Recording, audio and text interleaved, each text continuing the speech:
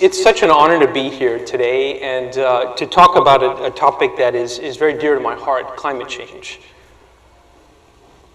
And what I want to do is cover 4 topics in 20 minutes, which will be very challenging, to tell you a little bit about my story and how it's linked to the climate, to talk about why Indiana ought to lead on the issue of climate change, to talk about how the legislature, the Indiana General Assembly, is connected quite counterintuitively to how we act on the climate, and finally to talk about how you can be involved in some very practical ways on the advocacy front.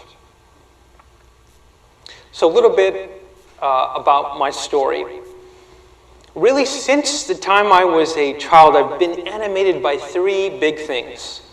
One is leadership, a great admiration for President Lincoln, President Kennedy.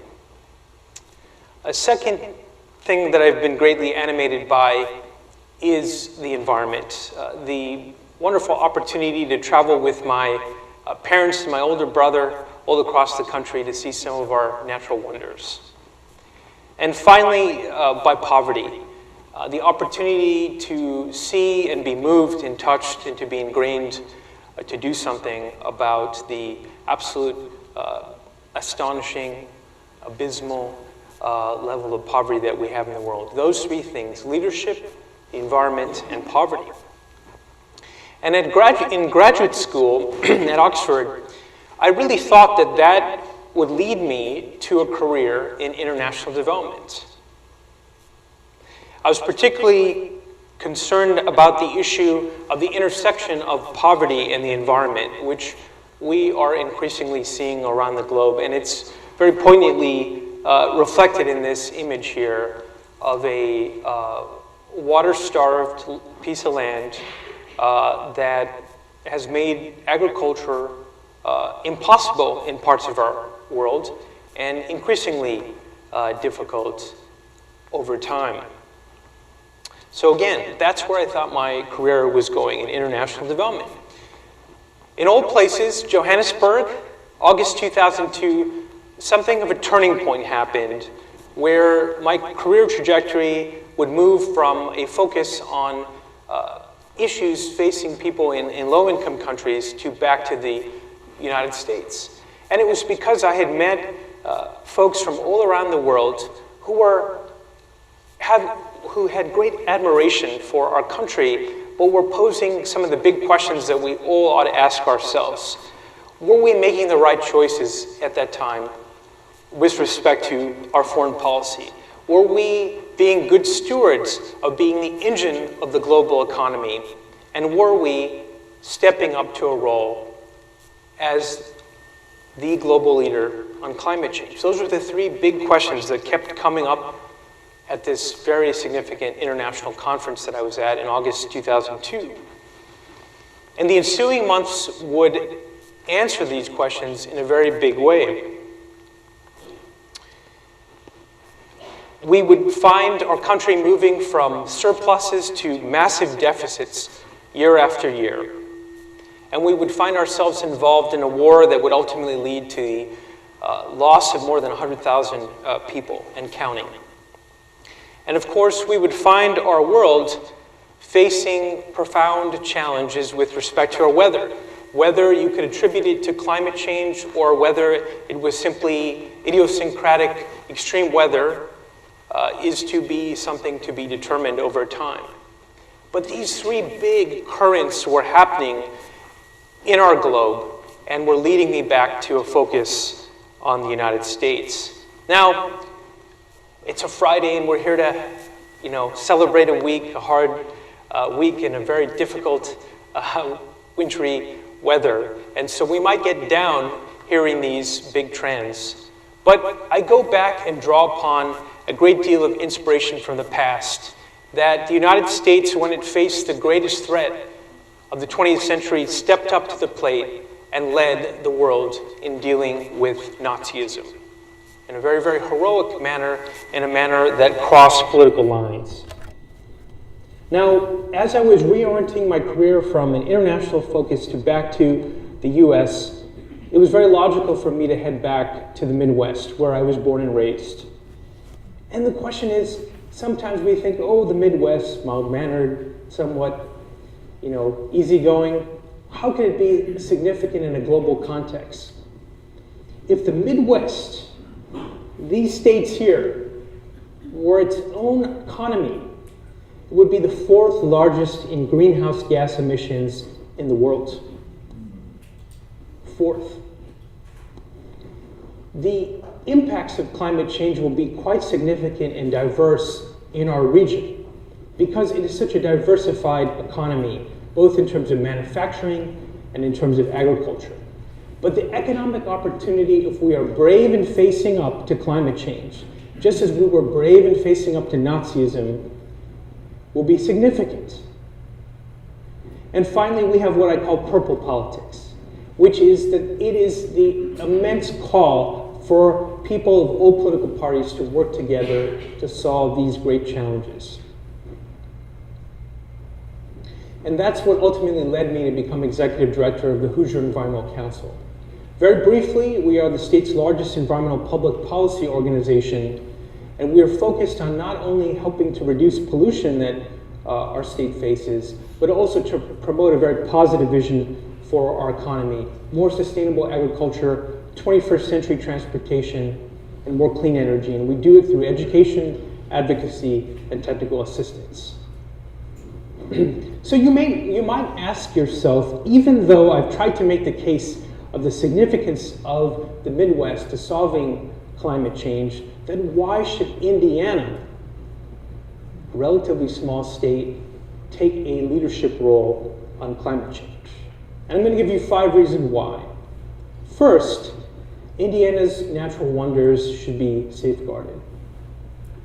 Our hardwood forests, which once covered 90% of Indiana and only cover a small percentage now, will be really threatened by climate change because the organic soil content will decline over time as our summers get drier and hotter and as our winters get colder and wetter. And that will hurt our trees, something that is dear to Keep Indianapolis Beautiful and other organizations. It will also hurt animals, where, like the white-tailed deer, that will find itself struggling to get water in its normal places in the forests and start looking for it more in a much more broader way, leading to their getting exposed to certain types of insects that will kill them off. Second, there is tremendous economic opportunity. Our state is the most manufacturing intensive state in the United States, and we can turn that into an advantage into dealing with climate change, being at the forefront of manufacturing renewable energy technologies, not just in this country, but in the world. Third, we ought to protect the most vulnerable. As our climate changes, those who have historically been most vulnerable to changes in the weather will become even more vulnerable. Our elderly will be subject to more and more heat waves. Those who face respiratory problems will face a double whammy, dramatically increasing amounts of pollen in the air, leading to more allergies, and also a much higher sensitivity to smog pollution. And so likely a lot more asthmatics over time. Fourth, we need to head off economic misfortune. 2012 was a tremendous drought. It's symbolized by Morris Reservoir here. This is Morris Reservoir in 2012. The water was virtually eliminated. It led to a water crisis that led to cutbacks in our own use of water in our community, and it devastated agriculture. 1 out of every 4 of our corn corn production was destroyed in Indiana. It was a drought that was at least as bad as since the 1950s. And finally, it's simply morally right. How could we be selfish to not consider what might be the impacts on our children, on our grandchildren, on our great-grandchildren as our climate gets more and more unstable? So hopefully I've made a case based on these 5 reasons why we in Indiana need to be involved in tackling climate change. Now I want to talk about the State House and why the stakes are so high in 2015 in the Indiana General Assembly, which is happening right now. This is the image that you might have when you think about the Indiana General Assembly and climate change, being in the lion's den. Why? Because unfortunately some of our political leaders have pushed back on the science of climate change and pushed back on the need for our state to take action. But interestingly enough, even if there are lawmakers who are very hostile to the science of climate change, they are making decisions that have real repercussions on how we respond to climate change in 2 ways. First, decisions in the State House affect climate adaptation, the ability of our people, our wildlife, and our nature to respond to climate change. And that's symbolized by this image here. On your left is a power plant in Kansas City that could have been flooded just a couple of years ago. And the other image here of a highway that was getting submerged by water because of Hurricane Katrina. So lawmakers have big decisions to make about whether we can keep our power plants resilient and our highways resilient in the face of climate change. So one bill that will affect this is HB 1001. This is the budget, and this deals with a particular program called Clean Water Indiana, which has historically been used to prevent pollution from getting into our waterways, where you create big buffers around our rivers. This type of program becomes more and more important in an era of climate change, because flooding is likely to increase with climate change, which would destroy agriculture, and that's why it's so important to have buffer strips lining along our rivers. Then there's HB 1351. This could paralyze state regulators from protecting our environment, like the salmon and trout that are cold water species that as temperatures increase in our waterways, they become more and more vulnerable. If our regulators wanted to act to somehow protect these species, this piece of public policy that is being debated in the legislature right now could make it more difficult, HB 1351. The second dimension is decisions in the State House affecting carbon emissions. These are all the different contributors to climate change. Sometimes we think about coal plants, but we forget that we, in our homes, can be responsible for carbon emissions. We, in commercial buildings, can be responsible for carbon emissions, and thanks for leaders like KIB for creating green buildings like the one we're in. Agriculture, something we may not even think about, is a major contributor to climate change. So all these pieces of the pie affecting carbon emissions are ones that are in some ways affected by the decisions that are made in the Indiana General Assembly. Here are some bills that would reduce Indiana's carbon emissions. These are good news bills. HB 1001, which is the budget, as well as a couple of other bills, HB 1215 and HB 1217. These bills have to do with transportation in Indiana, whether we can become a state that moves from its addiction to oil and its high density of highways to one that has a diversified infrastructure involving mass transit and passenger rail. These bills would increase funding for inner-city passenger rail so that you could get to Chicago by rail as opposed to driving in your car. And you can travel within Indianapolis much more quickly and safely through a bus rapid transit as opposed to driving in clogged traffic on 69 going down from Hamilton County to Indianapolis. Then there's also, again, back to the budget, a program called the Indiana Heritage Trust Fund that would increase funding for forests. which is an important tool in our effort to try to cut carbon emissions in Indiana. Now there's a bill also that would sell Indiana short in trying to cut carbon emissions. That's SB 412. This is a bill having to do with energy efficiency. Last year, without really good reason, Indiana destroyed its statewide energy savings program called Energizing Indiana. When that program was ended, it is being proposed to be replaced by a program embedded in SB 412, but it's a far weaker program. And because it's a far weaker program, it means that energy efficiency can't serve to cut carbon emissions as effectively as it could.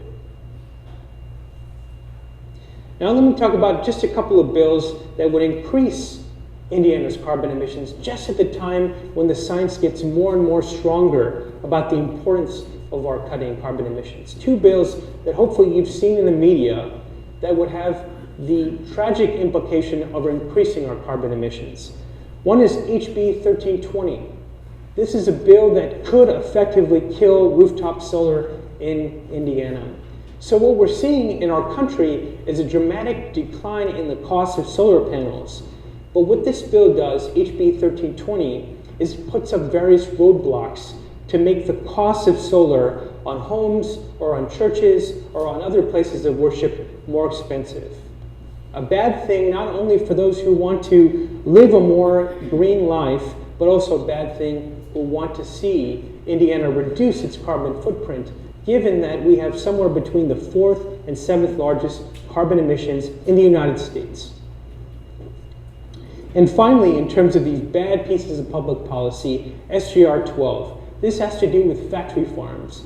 If you've seen the documentary Food Inc., you'll know about a type of agriculture that unfortunately has a huge footprint on our environment in terms of its dramatic use of water, but also its dramatic impact on people who live in rural areas downwind of one of these factory farms, who have to inhale massive amounts of particulate matter and hydrogen sulfide and so forth that are coming from these massive manure lagoons that are associated with these factory farms. But these factory farms are not only troubling from a traditional environmental perspective, but they're troubling from a carbon emissions perspective. Estimates are globally that the livestock sector is anywhere from 20% of greenhouse gas emissions to 50% of greenhouse gas emissions. And what this measure would do is, for the first time in Indiana's constitutional history, it would create dedicated rights for industrial agriculture to be embedded in Indiana's constitution. So we think about freedom of speech, and we think about freedom of religion being important parts of our Indiana Constitution. Well, this would be effectively freedom to factory farm. That's what this measure, SGR 12, would do. It would give special constitutional rights to industrial agriculture. And what this means is, if you have a whole series of citizens across Indiana who are wanting to push back against the dramatic increase in air pollution caused by these manure lagoons associated with these factory farms, wanting to get the state to act to protect them, an industrial agricultural operator could sue Indiana to prevent those regulations or legislation from being enacted. And not only is that bad from a traditional air quality perspective or water quality perspective, but it's also bad from the perspective of Indiana's quest to cut carbon.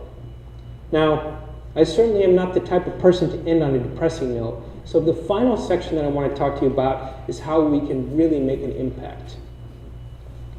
Let me say, for those who particularly follow what happens in the Indiana General Assembly, it is a difficult place to work sometimes, and particularly so in the 2015 General Assembly. But let me provide a couple of points of inspiration.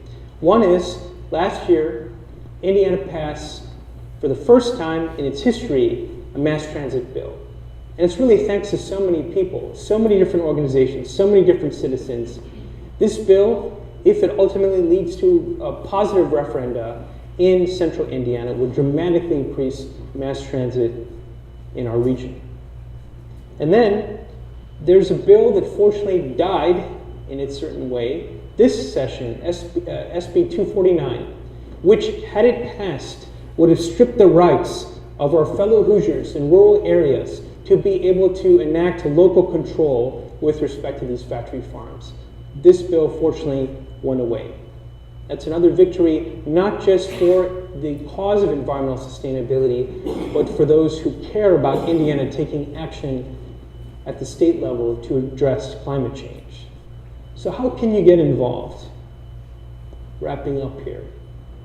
3 ways. Like us on Facebook. Follow us on Twitter. And then join us online. And more meaningfully, here's another way to make a bigger impact. Go to something called the Third House Meeting. These are town hall meetings that you can find all around Marion County, but also all around the state. And these are opportunities to get to know your state legislators, your state representative, and your state senator.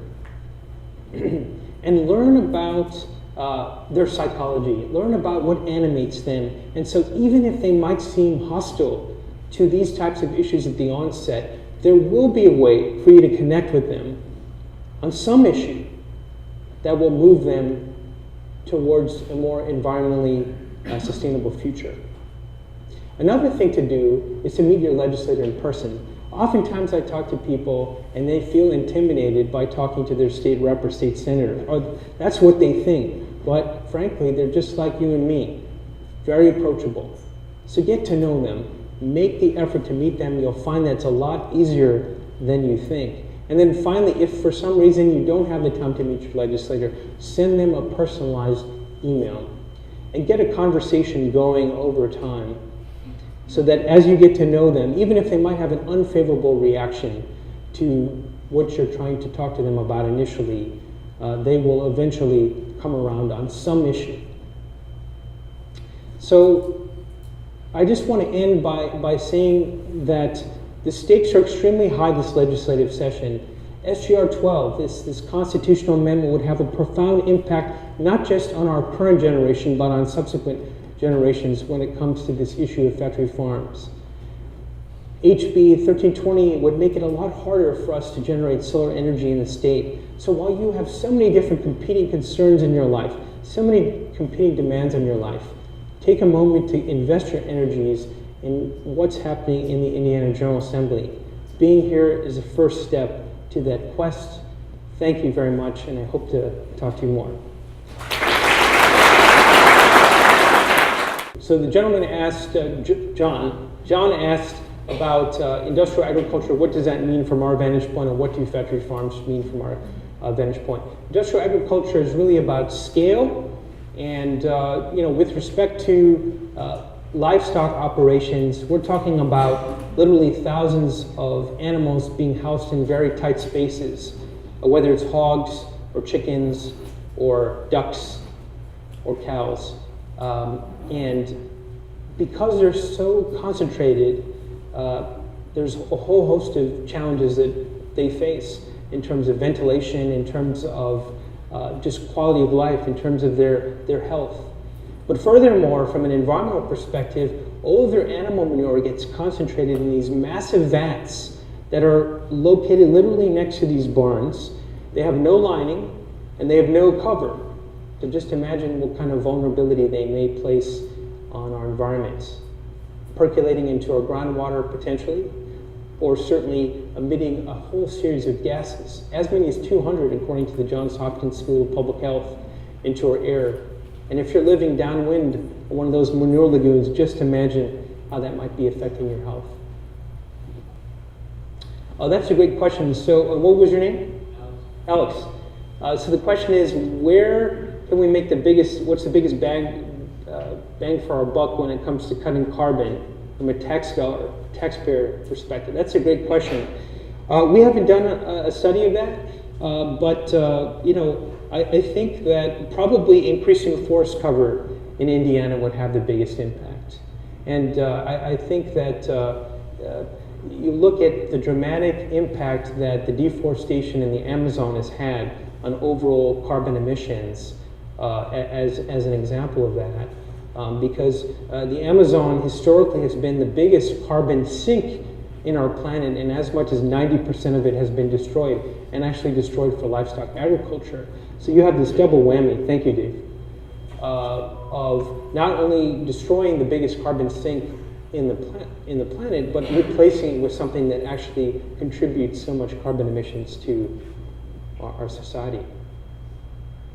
That's a great question. So the question was asked about HB 1320, this anti-solar bill, and I want to make clear, it won't make it illegal to put solar panels on your rooftop. What it will do is increase the cost of it. It's a very clever way of trying to undermine solar. And we haven't quantified it yet. It's another great question. But what I can say is this, and this gets back to this issue of economic opportunity to address climate change. The market for renewable energy around the globe, is it 100 million? Is it 5 billion? It's $250 billion. And in a state which has a higher than average unemployment rate compared to the rest of our states, that's a great economic opportunity. That's a great job generating opportunity. And so what kind of signal are we sending to investors outside of Indiana if we're undermining solar through our public policy? What kind of signal are we sending to you who might be interested, given such an entrepreneurial crowd that we have here, in getting involved in renewable energy if our own lawmakers are undermining such a high potential job generating sector in our state? So while we don't have specific job impacts of what this bill would do, what we can say is it would be damaging to the growth of solar in Indiana. I'm glad you asked that question. And let me just say, for those who know me, like D-Force here, I'm someone who's very passionate about building coalitions and about transcending the partisan divide, which, as everyone knows, has become more and more fierce in our country, very tragically. But unfortunately, we have to call out sometimes those economic forces that are undermining your future.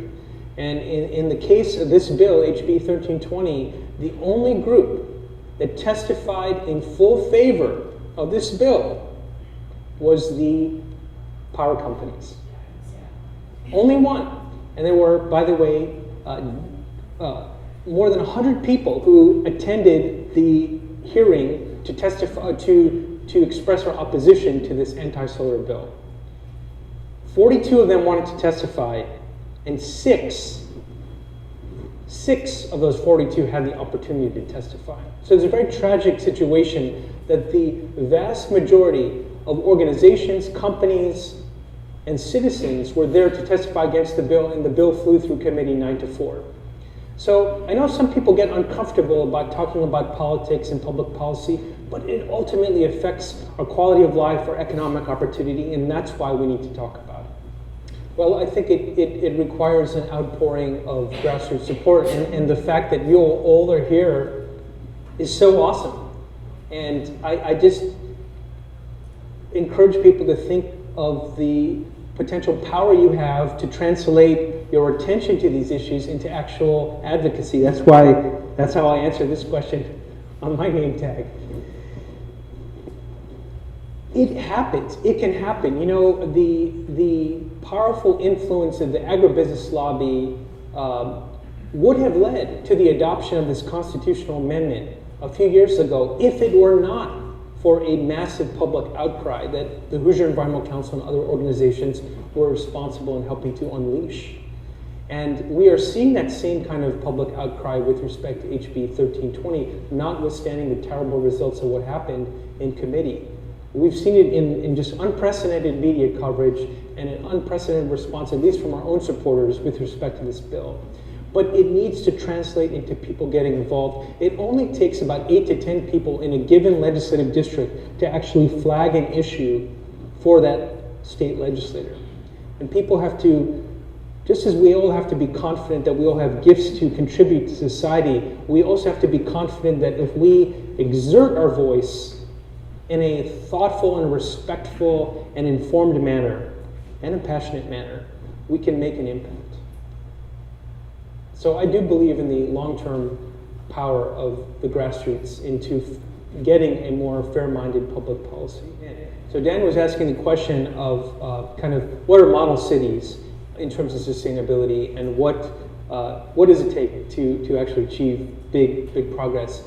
There are so many cities that are doing awesome work, and Indianapolis is doing awesome work, and I think one of the best expressions of that awesomeness is in social entrepreneurs that are just coming out of nowhere in Indianapolis, creating urban gardens, farmers markets, locally sourced restaurants. Lots of awesome things are happening in Indianapolis.